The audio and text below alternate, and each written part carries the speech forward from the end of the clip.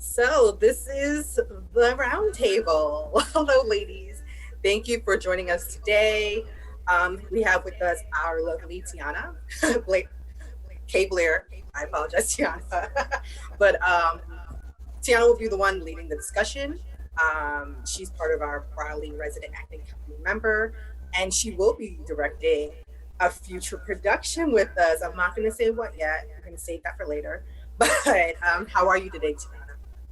I'm good. I'm good. It's been a long day, but I've been really excited about this discussion today. I've been like walking around my house, philosophizing and ready to jump in. I'm Perfect. good. Let's get this discussion started. Well, I'll start it by saying when Mercedes asked me about moderating the conversation, I thought without a doubt, of course, this is the kind of stuff that I love. So I want to start the conversation with everybody introducing themselves on today's panel. And the panel is structured around identity. So I want us to start the introductions to this conversation with identity. So if you could say your name, what you do, and how you identify ethnically. And let's start with Sydney. Hi everyone, my name is Sydney Lowe. I'm an actor, teaching artist, and acting coach. I also am working on some solo performance work as well. I identify as Korean Chinese American. Thank you, Sydney. Maggie. Hi, everyone. I'm Maggie Thompson. I use she, her pronouns. I'm an actor and I identify as biracial. I'm mixed Black and white. And Miss Talia. Hi, I'm Talia Thiesfield, she, her, and I identify as I am also biracial. I am Puerto Rican and Haitian, and I identify as Afro Latino. And again, my name is Tiana Kaye Blair, she, hers. I am a theater artist in Dallas, educator, director, and cultural worker. And I identify as African American, descendant of Africans enslaved in America. Um, so I want to get this thing started off by asking questions about identity. And so, as a soul work artist, the method and pedagogy that I work in is called soul work. Y'all can look that up later. But um, I am very interested in how identity shapes our work and how it dictates our navigation through life. And so I want to start the conversation with this small beef that I have with this philosophy when people talk about we need to do more work that is BIPOC and women, Black, Indigenous, people of color, and women. And when I hear that, I hear BIPOC as in non-white people and women as in white women. And I've had this conversation with people where they're like, well, no, women encompasses all women. But I'm like, saying BIPOC for me, it's like my blackness can't be separated from my identity as a woman. And so talking about white BIPOC and women, which is fine, right? Because I think certainly white women have a place in equity as well.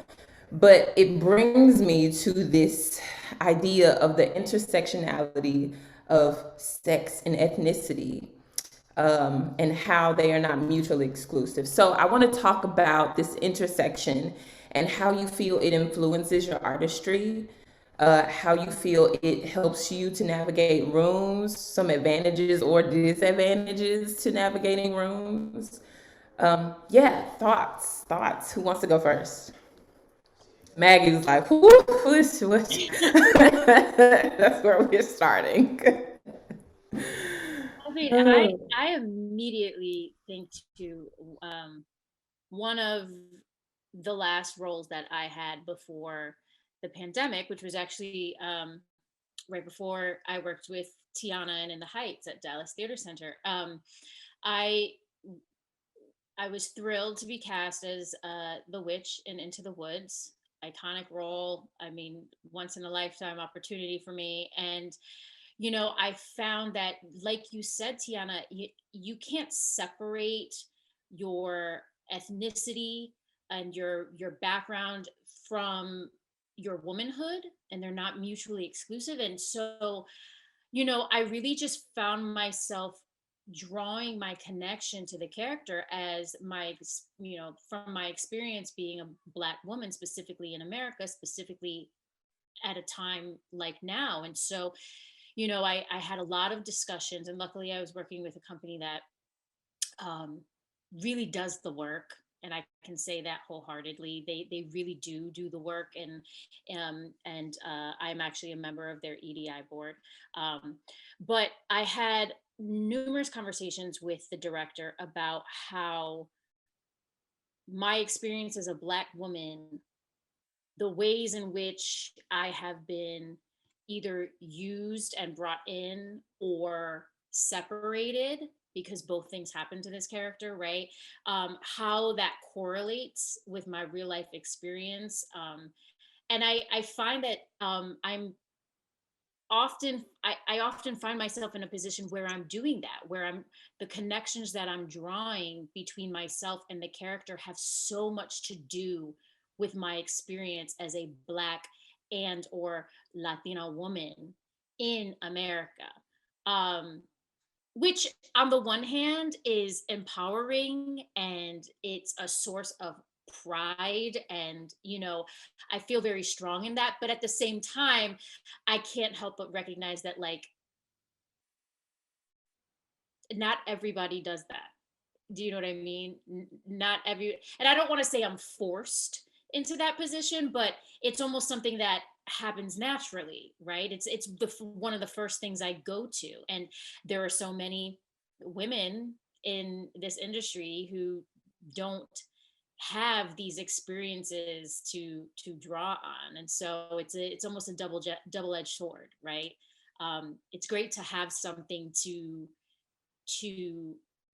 embolden and fortify your craft, but sometimes there's a darker side to it that exists at all. Does that make sense? Yeah, I love how you said that, fortify your craft, because I believe that the base of how we create is from who we are and our experiences in life.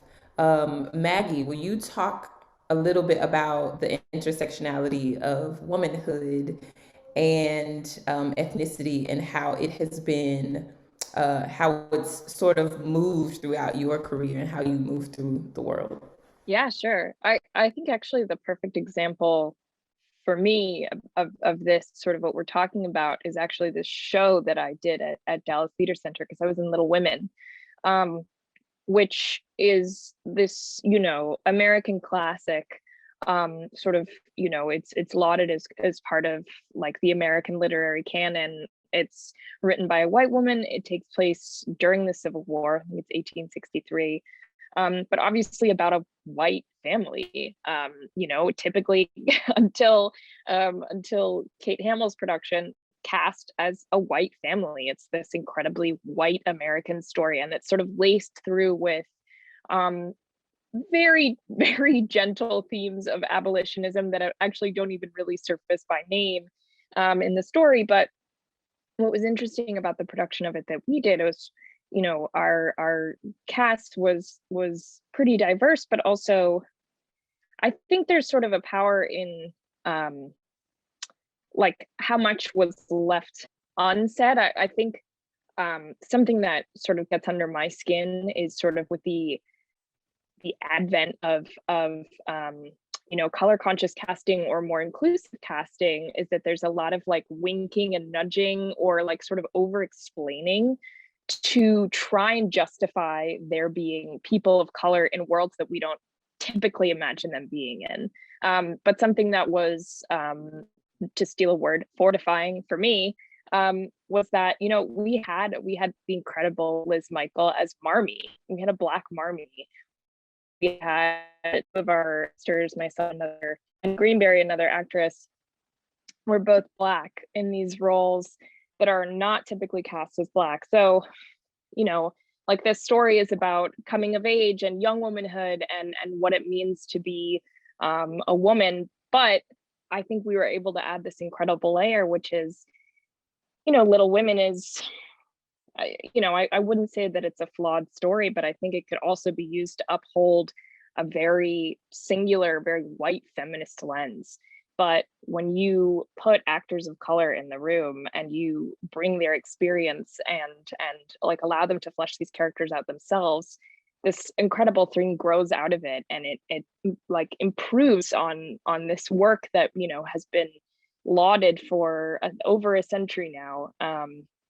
Yeah, I don't know. I think it again, like trying to separate one's racial identity, one's ethnicity from one's gender, from one's sex is just doing a disservice. Yeah, Sydney, will you talk a little bit about your experience with the intersection of gender and race in the American theater? Absolutely.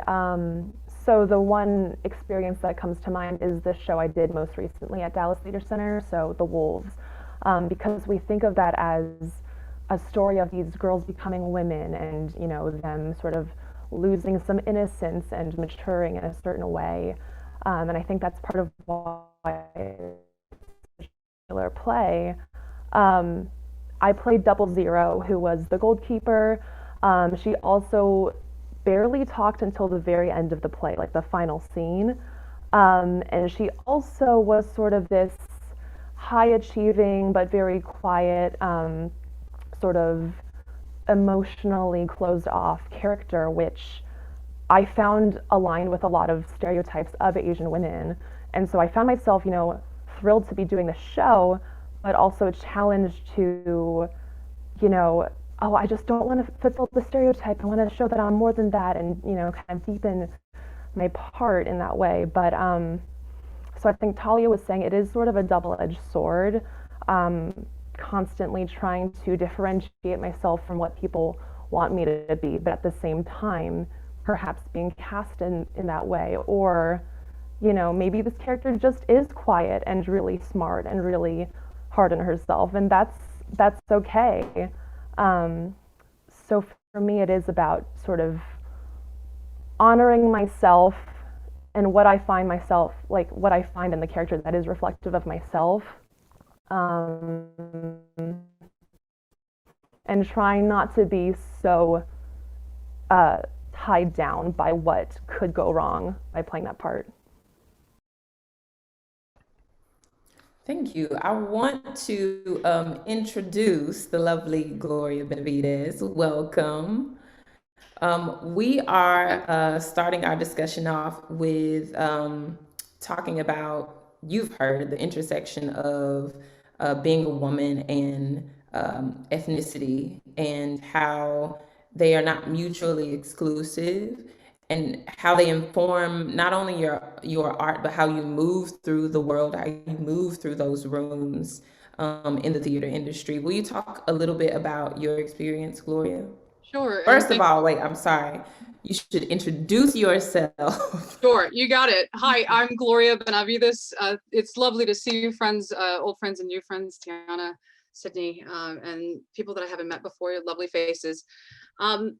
So I'm going to pick up where Sydney, on a point that Sydney made earlier, about like there's all this pressure as an actor that you want to be perceived a certain way, and I know that I've made it if I can make it into this kind of cast, and I'm not pigeonholed maybe in only Latina plays or Latino plays, and all of these ridiculous pressures that we put on ourselves that are there because of the white supremacy that we've been brought up in, right? And so many things have changed since I was in my early 20s, since I was in college.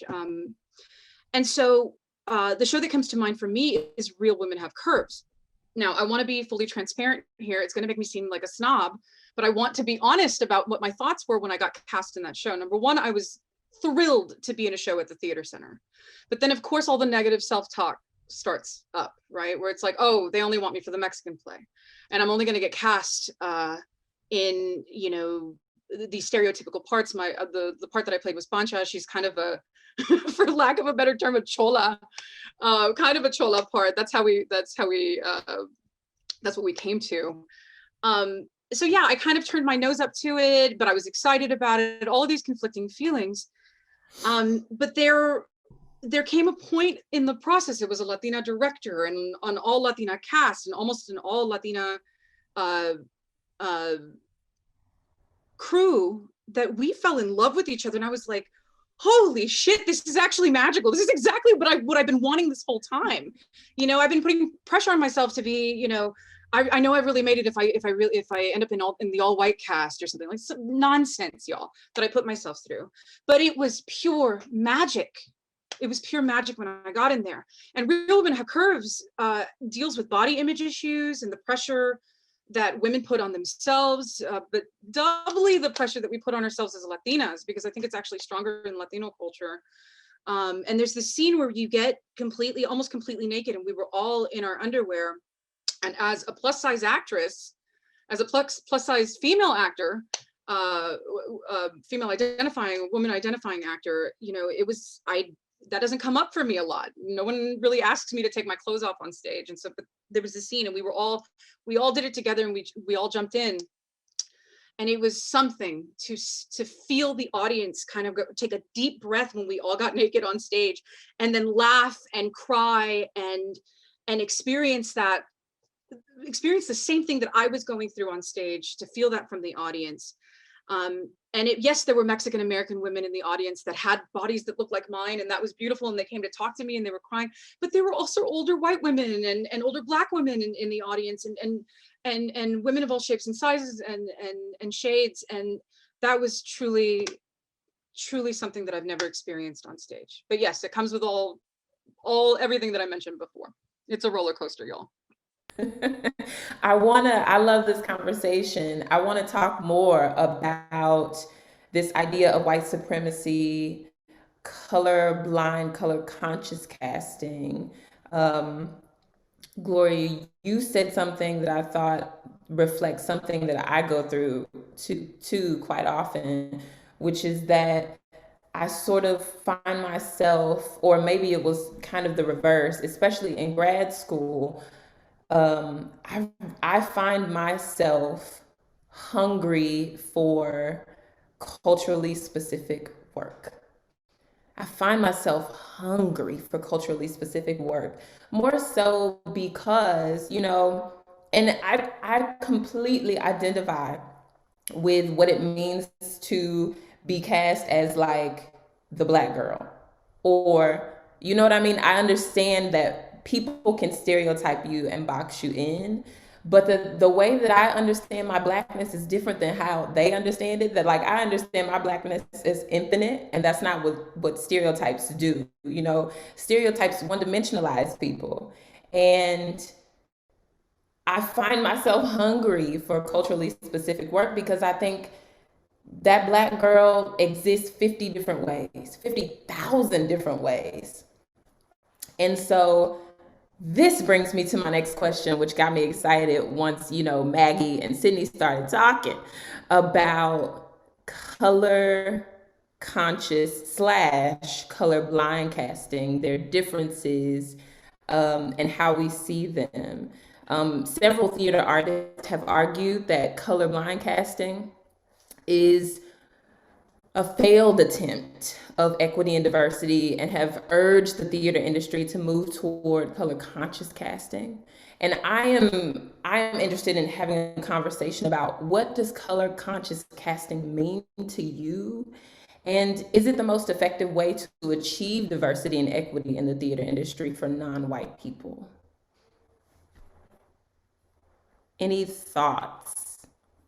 I think something that comes to mind for me on that is when I think about color blind versus color conscious casting. I mean, I think with color conscious casting, there's more of an emphasis on, yes, there are some parts that are only, you know, it's only respectful if they are played by certain people who can relate to the story that's being told, people that have a connection, sometimes a real blood connection to the part. Something that I think about is, I think sometimes in the industry, it's like, if a part can be played by anybody, if anyone can play a part, that tends to default to white. And I think in my mind, what color conscious casting could and should mean is not defaulting to white if anyone can play a part. You know what I mean? Like, I think as someone who does a lot of classical work, I think this is something that comes up a lot. It's interesting watching sort of in the realm of Shakespeare and things like that, which really at this point, it's like those shows have been set everywhere. Those shows have been set on the moon, and yet there's still contention about who gets to play what, and like, were there Black people in Elizabethan, there's this big mess, but I think, like, in a sort of scholastic way, we think of these parts as being able to be played by anybody at this point, and yet still we're stuck in a place where anybody actually really just means a white person. And so for me, that's always the first thing that comes into my mind when I think about color conscious casting, is being conscious of the fact that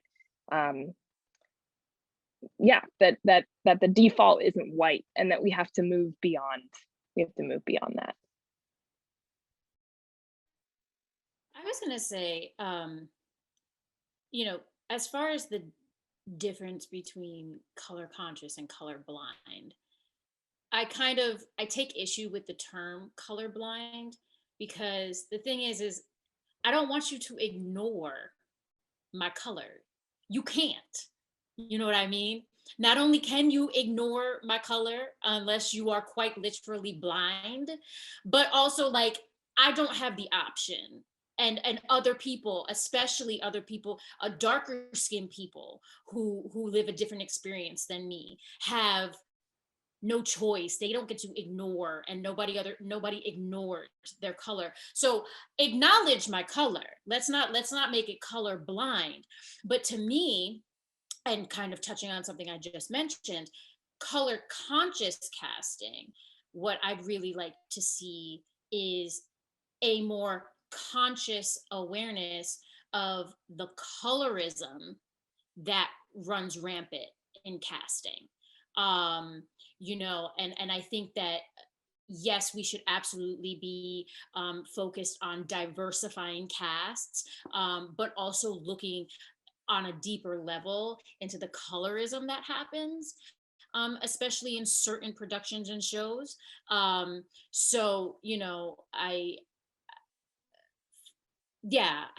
think for me, that would be the major difference. And then going a step further, color consciousness needs to include the conversation of a deeper consciousness and awareness of what diversity really is. Because it's not just, let's throw in a couple Manasa folk, let's throw in some Black folk, we also have to talk about the underrepresented people within the underrepresented communities. You know what I mean? Yeah. Go ahead. Are you sure? Yeah, go for it. Okay. I totally agree with what's been said. And Tiana, you mentioned the grad I went through a few years after you. And during that, we did a lot of classical work. We did a lot of, Ibsen. And during those scenes, I would just find myself being like, what would I be doing here? What would a person who looks like me be doing here as a high class woman in, this country? And it was challenging because I, of course, tried to rationalize that with myself just to do my work. But still, just to not have it acknowledged in the room was really tough. And I automatically felt a little more distance just from the work I was given. Of course, my attitude was just, okay, I'll find a way to make it work. I'll figure it out. But I agree with what Talia said. It's just acknowledging it is so important because, even if I say these words and never mention anything about my race, I'm still the face on this character. And you all see it, we all know it. I agree with everything that's been said. Something that Talia said that stood out particularly is, you know, the colorism that goes on in casting in the American theater. And I often think about what my career would look like if I had darker skin. Would I have a career? Would I have, you know, experienced the success that I've experienced? It's something that I think about all the time. The other thing I want to talk about in color conscious casting is that, you know, I don't know how many of you all have been the only person of color on stage, and that's checked off as colorblind casting. And you're like, wow, I made it. I'm the I'm the cool brown person in this cast. So make sure that your color conscious casting is, you know, that there's a lot of diversity on stage, and that there's not just one or two people of color on stage, because I don't know, actors of color, artists of color can spot that from a mile away, and I hope everybody does. The other thing is with this color conscious casting, the conscious part of it is, are you casting the person of color in a role of a villain, or somebody evil, or somebody who morally bankrupt? Or you got to take those things into consideration. I can't tell you how many times I've seen a play and the person of color is the bad guy, or the, you know what I mean, the problematic character. The other thing I want to bring up is that through color conscious casting, yeah, we're talking about the talent on stage, but that's a big deal, right?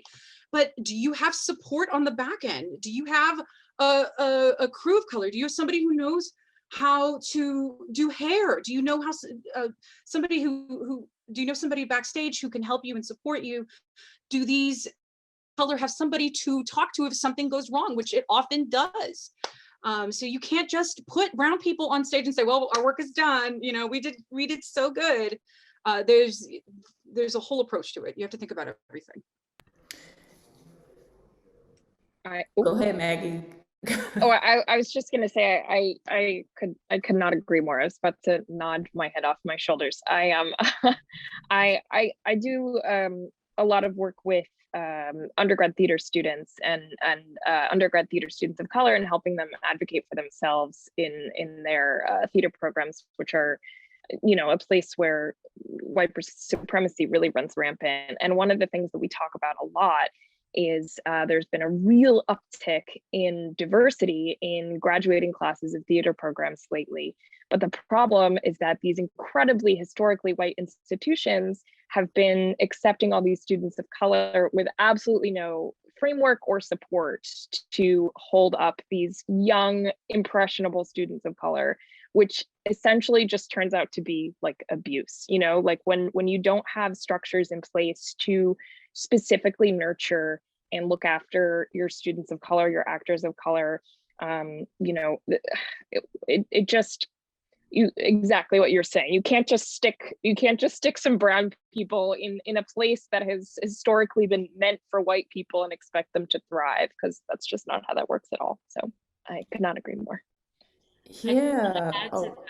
Sorry, I just want to add to that, you know, we definitely need to include educational institutions into this conversation, because before you even get to the Dallas Theater Center stage, hopefully you've gone through, you know, most of us have gone through some kind of training program, whether it was collegiate or not. And you're absolutely right, Maggie. I have a family member right now who is about to finish up at an extremely reputable program. And, you know, it was a struggle for him, because, you know, even though the group is more diverse than maybe it had been in the past, they're still throwing these kids into the exact same curriculums with the exact type of white led programs with traditionally white material. And then, you know, when they go in there and try to bring themselves to the characters and their experiences to the characters, they're told, oh, that's too much. Oh, that's not what the character is. Oh, and they're essentially whitewashed in these programs and made to perform them however they have traditionally been performed. And so they come out into the real world and audition for the Dallas Theater Centers and the whatnot. And they are lacking a sense of self, because it was dampened in their educational program because they don't understand the actual concept of color inclusive and what was the phrase we were saying? Not color blind, Color conscious. color consciousness. They're not conscious that along with the color comes a whole different life experience that gets brought to the audition. I mean, to the rehearsal space. Yeah. So, ooh, you get me fired up. Goodbye. You're on fire today. It's good. That's what happens when it gets good. But this brings me to this idea that I have been thinking about. And I haven't even like looked it up online or really talked to anybody about it, but this idea even shifting from what it means to color conscious cast to culture conscious cast. And what does it mean to be conscious of identity, not color? That we have always looked at casting in terms of phenotype and checking a box. That if I have feigned representation, right? If I have presentational equity and diversity, then I can cast this way. But this new idea of what does it mean to be conscious of someone's culture and how it will influence the art that they create, so that my Rosalind is not going to look like anybody else's, right? My Rosalind grew up in Oak Cliff, Texas, and she did not grow up in wherever your Rosalind grew up. So what does it mean to shift from that to something else? And then there was something else said, this idea about white supremacy and ethnic neutrality, right? Like in conservatory spaces, like what is neutral? No, this is neutral. Or like you said, Maggie, anybody can play this part. To me, a lot of times the way, in my experience, people use that as if like this role that is historically white can be inhabited by anybody because whiteness is neutral. Whiteness is not ethnicity. And so, I mean, which is part of my beef around like people of color and all that, because it assumes that like white people don't have culture or something. Like, I'm clear about white culture. I know what it look like. I know what it sound like. I know what it feel like. You know what I mean? Like, I'm clear about it. I want white people to be clear about what white culture looks like. But we talk about whiteness as this ethnically neutral thing, and it is used in conservatory spaces the same way. And that is why people, including myself, right, go through these programs that are tailored to white people, but people don't realize I don't have any support for the people, the non-white people who are here. I'll give a very clear example of this, like you mentioned, Sydney, of being in a room and being in a room and not feeling like I was considered in the room, in the moment, in the intention of the work itself. That came up for me a lot. A very specific experience I remember is being in a dialect class and going through a dialect book and realizing like there were, hundreds of dialects, hundreds, I am not exaggerating, from continent to continent. And so we got to, I was like, well, maybe we'll have something for me when we get to Africa. I don't know. We had Southern, which was, hey, we didn't even get into the complexities of what it means to be like Southern and Black, because Black people in Dallas sound different from Black people in Houston, right? That even that has intricacies to it that aren't acknowledged.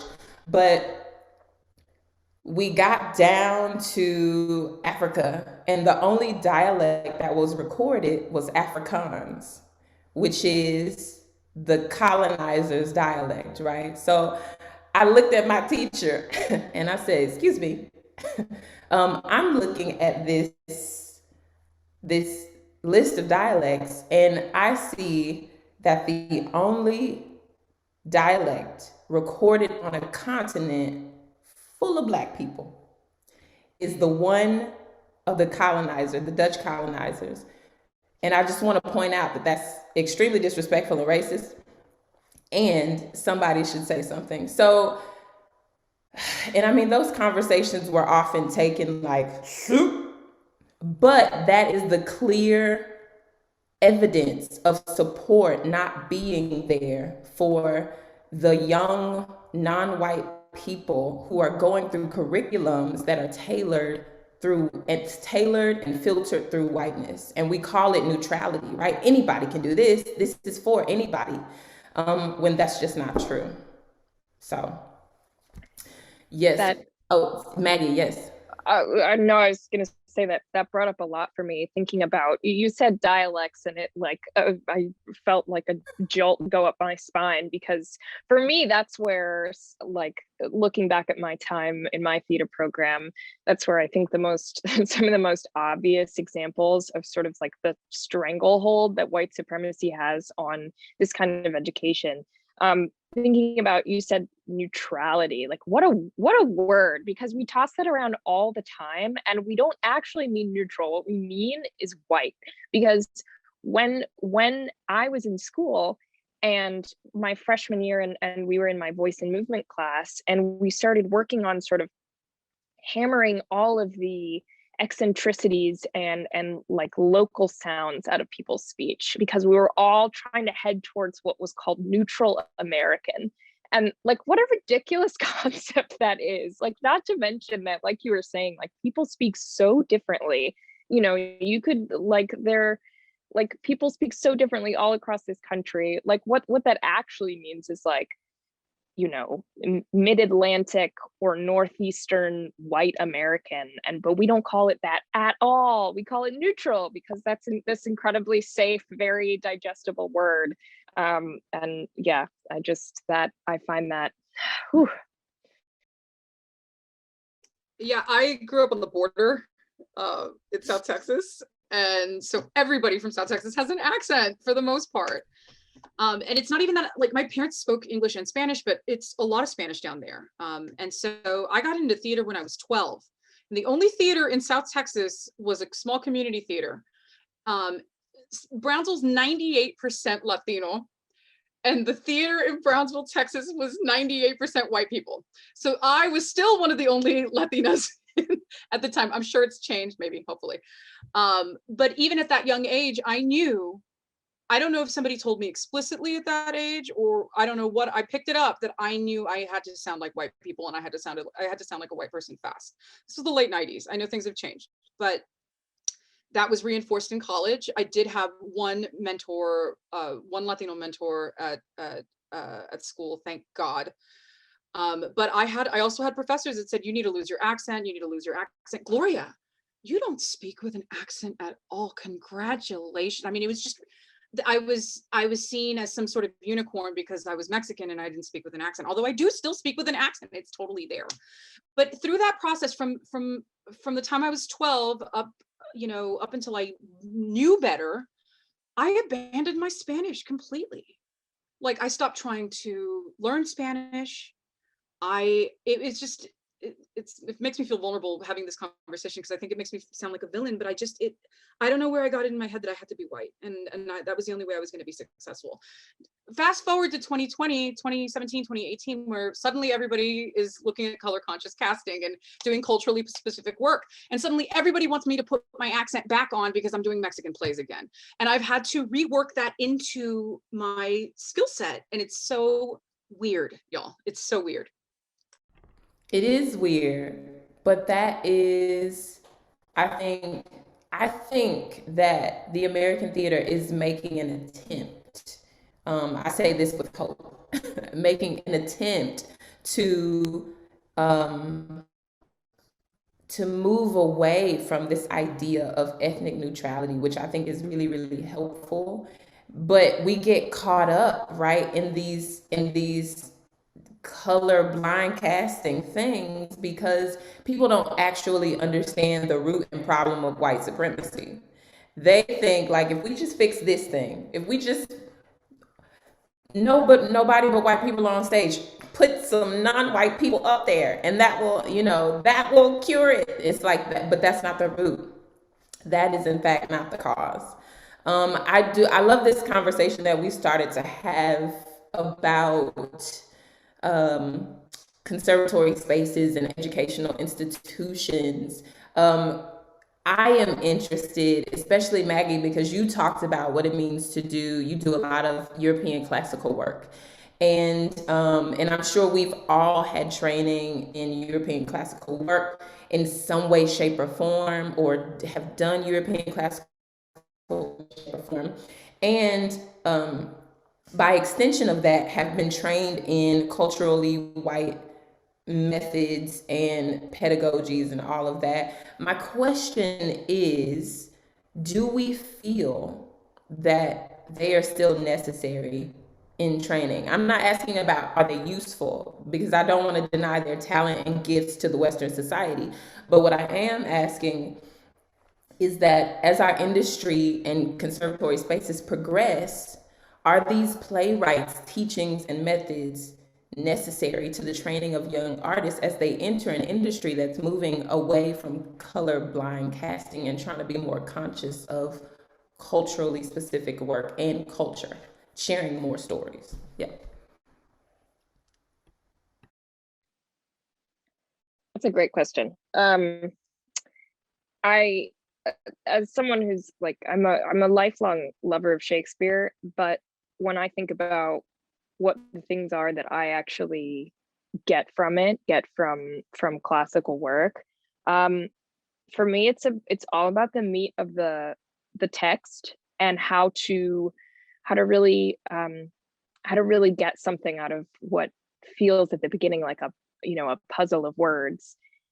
And that does not have to be specific to Shakespeare at all. I just think it's a fantastic linguistic tool. It's incredible to mine that language. I have so much love for it. But when you look at the way that it dominates curricula, I think it's destructive. And so I am part of a group of alumni and current students at my alma mater who wrote a call to action letter that came out last summer. And sort of my responsibility doing the research for this letter was looking into sort of the balance of things that are taught within the theater department. And my unsurprising and disappointing findings are that like 90% of the curriculum is old, dead white men. I mean, no one is surprised by that. No one's surprised. But yeah, I think there's value to learning classical text, but I think it is way overemphasized. Not to mention, there's just so much more. There's so much more, and I think one of my main sort of complaints about the way that educational theater spaces are run is that there's this huge disconnect between what's happening in the world of theater and what's happening in school. And I think a lot of that has to do with the professors and who's teaching, but there's just this gigantic space between what's going on in the real world and the incredible work that's being done and sort of where you're stuck when you're at school, which is, doing the same scene for Romeo and Juliet over and over and over again. And that doesn't service anyone. And I felt sort of at a disadvantage when I finished school because I felt like I was behind on this wave of new work by incredible new artists, especially artists of color that I just had no idea existed because, we were at school and I was doing Ibsen the entire time. So, yeah. Other thoughts about the necessity for European classical work in training? Yes, Sydney. Yeah, I like what you said when you were asking this question of, usefulness is different from sort of the importance that we perceive this work with. I think we've all heard the idea that Shakespeare's the height of, acting skill. And if you can do Shakespeare and of course, after doing a lot of that work, I do feel myself changed as an actor, and wow, I have all these tools that I didn't have before, but that doesn't equate it to mean it's the best quality, the most advanced, the greatest thing ever, you know? And so, yeah, I agree with Maggie too, is like, there is so much great, interesting, complicated work out there that's just not being taught and not seen as like a traditionally respected kind of work. So I think it's just a matter of like not putting certain things hierarchically in that order that we've always perceived it as. I have a similar but different opinion.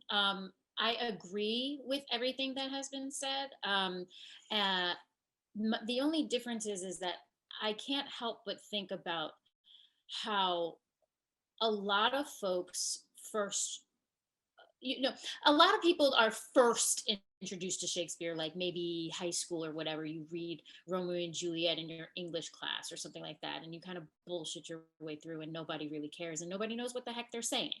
But as a performer, I think the first real introduction that people get to actually diving into the text is in an acting program. And so while I definitely acknowledge and agree that the way that it's taught and the way that it's dealt with and kind of held up as this like neutral thing needs to be improved on, I do think that it's important, because I think otherwise there is a large group of people, especially people of color, who aren't given these kinds of opportunities in schools to really delve into the text the way other people's schools maybe have, or private schools or something like that, right?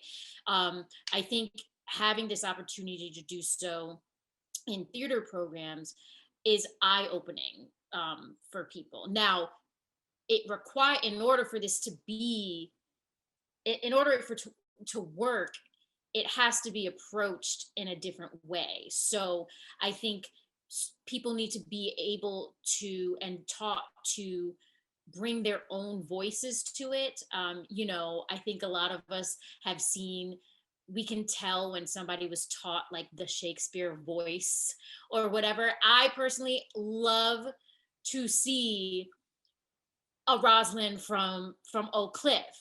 You know what I mean? And I've seen it. I've seen people just bring their whole selves into Shakespeare. So they marry the richness of the text and the storylines, these iconic storylines, especially these female characters. Some of these female characters are just incredible to dive into. So I think that's all really valuable, and not just valuable, but necessary, because it does help produce a well-rounded actor. That being said, Maggie's absolutely right. The weight that we put on that end of the curriculum needs to shift, because absolutely what is being taught in schools right now is not reflective of what's being produced. It's not reflective of the leaps and bounds that we've seen with writers of color, specifically Black writers. So that needs to be brought, the contemporary work needs to be brought in to supplement and replace some of that other classical work. But I do think, I started reading Shakespeare at like age 8. I went into a used bookstore and got this giant anthology of Shakespeare, and I forced my mom to buy it because it looked cool. And she was like, all right, smart ass, you want to force me to buy this? You're going to read it. And so she made me read it. Had no idea what I was reading, but like, I personally am somebody who has had an appreciation for Shakespeare from an early age. And I know that there are so many people who aren't introduced to it until college. And I think that's a shame. And I think that with restructuring, not only can we continue to appreciate that part of the canon, but show people that they belong there. Yeah, I think that the things that have been said that speak to me particularly are this idea of um, neutrality and Shakespeare and just how we even talk about the work of old white men, dead white men, like calling them. I've had this conversation with one of my mentors time and time again. She was like, they are not classics, they're European classics because because without one, we have to start naming whiteness so that people understand it other than neutrality, and two, it is not the end all be all, that there are other classical works that don't look the same, particularly I can even say for my people and Lord, my ancestors, they're classical works that aren't written down because verbal history is real. You know what I mean? It's just like, so understanding art in a multicultural way, understanding the creation of art in a multicultural way and how we create it. It's not always sitting down and writing a play. And that is not the end all be all of what it means to be a classic or a part of the canon. So yes, I completely agree. I'm sorry, Gloria, did you have anything you wanted to add to the conversation? These brilliant ladies have already touched on everything. I agree because Shakespeare helped nurture me as an artist, and the Shakespearean companies were some of the first companies that were doing color conscious casting when I was coming up, right? For better or for worse, even if they did it all wrong, right?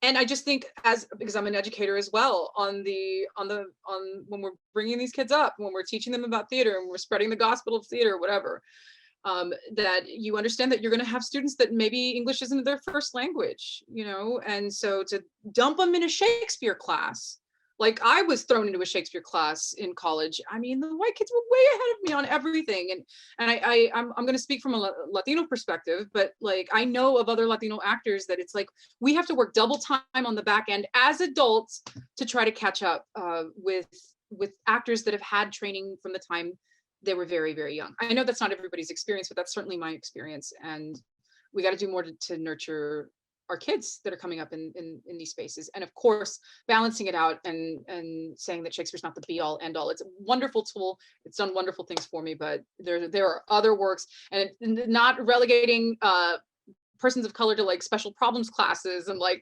when I started reading about Latino playwrights was in a special problems class, like that had 4 people in it, which was awesome that there were 4 people in it, but it was very much a sidelined class, Yeah, it's problematic because it's saying, oh, go over there with the ignorant people on the shea butter aisle, and we gonna stay over here with the regular shampoo. You know what I mean? It's like, there is no regular shampoo. There's shampoo for white people. There's shampoo for Latino people. There's shampoo that works for different types of hair. And this type of hair happens to be this. I'm now talking about classes in terms of hair. Okay. But I want to round out this conversation. Speaking of hair, I want to round out this conversation just because I love to uplift other women in spaces when in spaces with women.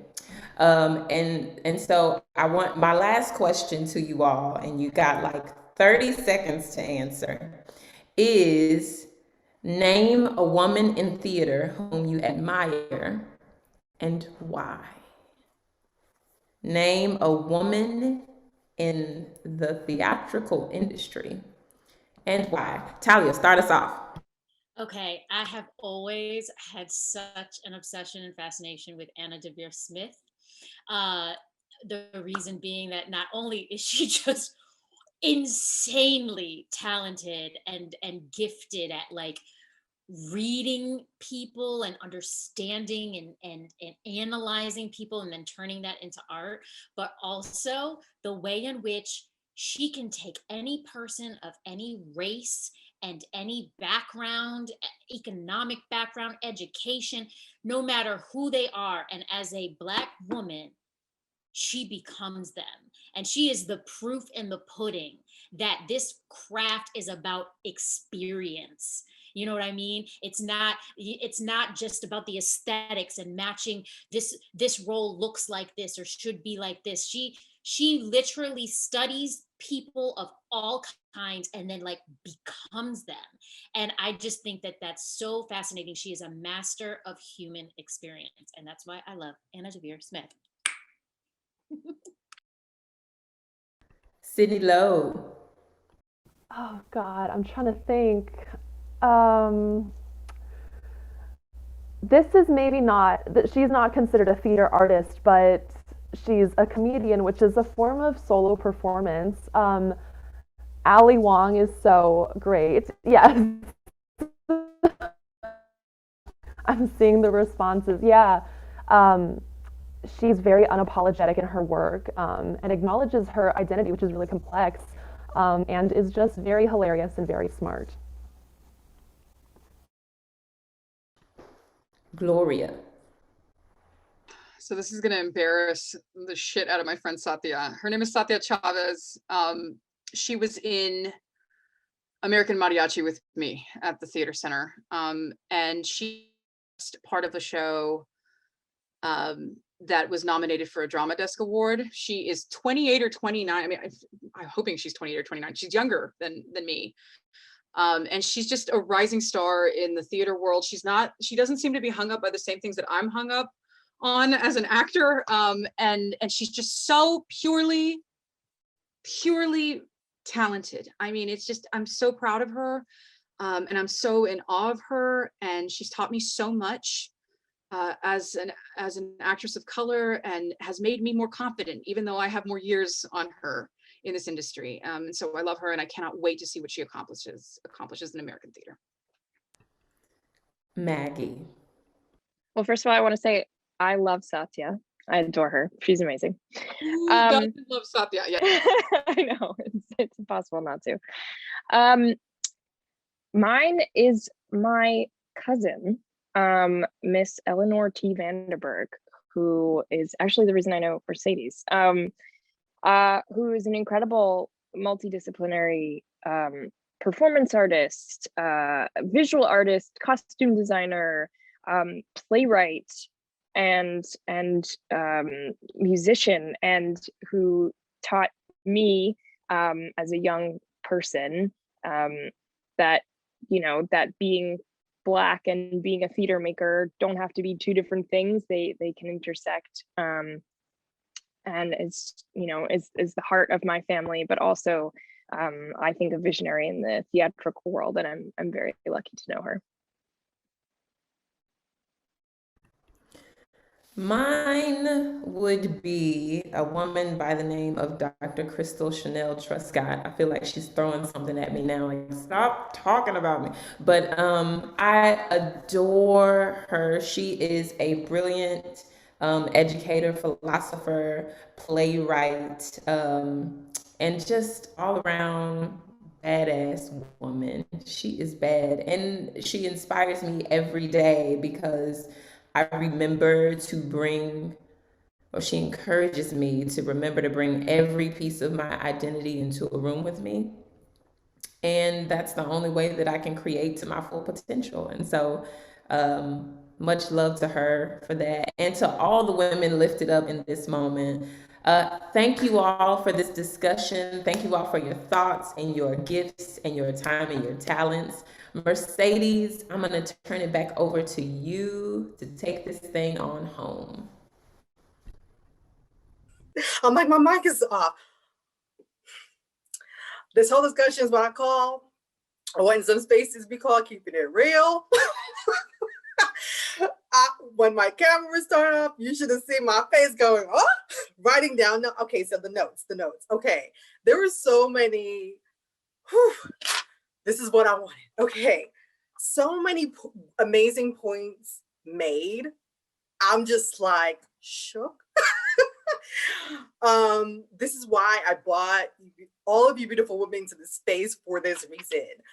One of the reasons why myself and my colleague Amani wanted to do this is to educate not only staff, myself, the people, audiences, and your peers younger than you about the theater industries, the in and outs. But I mean, I got so much notes. Like, I mean, some of the stuff, I'm just going to share some of the notes. One was, you know, having it be like a double-edged sword when you get a script and there may be stereotypical characteristics and roles. That was brought up. I have another note here about the significance of hiring POCs and BIPOC people, whether behind the scenes, whether it's director, producer, stage manager, the crew, even down to the hair, you know, designer and costume designer, and the casting manager. Important. I also wrote down a note that says, you know, what is deemed classical work or great playwrights? You know, the default is whiteness at the end of the day, and changing that label of like what are we labeling as classical work is really important. I know that was brought up that, you know, a lot of the works in the education system is just dead old white men that are predominantly European, but there's classical work in other parts of the world that needs to be explored. There are writers out there that go beyond Europe, and we all know this. Another thought was, again, about like, you know, having, you know, whiteness be the default in spaces, and unfortunately in, you know, our theater industry and beyond theater, in like arts with a capital A, and how that really needs to kind of start with the changes. Oh yes, someone put up a really good point about the changes being made and truly starting in the education system, from the education program, college, university, collegiate training. That's really where the changes happen. And the idea of neutrality. And I wrote down neutrality really equals not only like kind of like a default to whiteness, but being digestible. Because as you were talking, especially towards the end of the conversation, I thought about, well, they're beautiful writers that are from their Caribbean descent. They're Nigerian descent, that are from, you know, or Chinese literature. Why can't we uplift those playwrights and writers into the space of theater? Is it because it's not digestible enough for the masses, the mainstream default, which is the white audience? It made me kind of question that as well. So I know that when our DTC audience sees this conversation, they're going to get a wealth of knowledge and really start thinking about, well, why do I, you know, like certain plays? Why do I not go to smaller theaters that are maybe like showcasing plays and musicals that are not necessarily, you know, an author from like a white male perspective or a white female perspective. So all of you gave me a lot to think about. I love all of the women you uplifted in the space. Definitely will be Googling, hope people Google some of these women. And I hope everyone has a good evening. Thank you so much for joining us.